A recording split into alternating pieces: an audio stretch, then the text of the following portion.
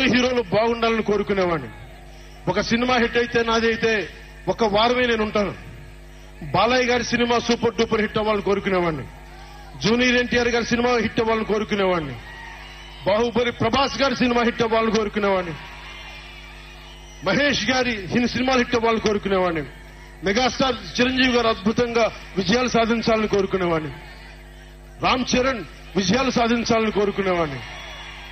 ఇలాంటి అల్లు అర్జున్ లాంటి పుష్ప హీరో అద్భుతంగా ఉండాలని మేము గొప్ప అవార్డు సాధించాలని కోరుకునేవాడిని.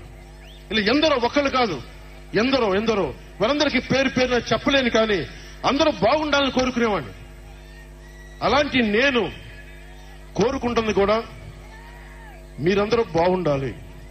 మనలో మనం కొట్లాడకుండా, కులాల మధ్య కొట్లాడకుండా, వర్గాల మధ్య పోరు లేకుండా, ప్రాంతీయ విభేదాలు లేకుండా ఆంధ్రప్రదేశ్ సుభిక్షంగా ఉండాలని తపన పడేవాడిని నేను. అలాంటి నేను కొన్ని నిర్ణయాలు తీసుకుంటాం.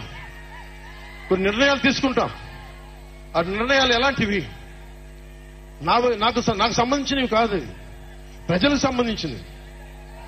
పొత్తులో భాగంగా నేను 24 స్థానాలు తీసుకున్నాను. 24 అసెంబ్లీ స్థానాలు తీసుకుంటే ఇంతేనా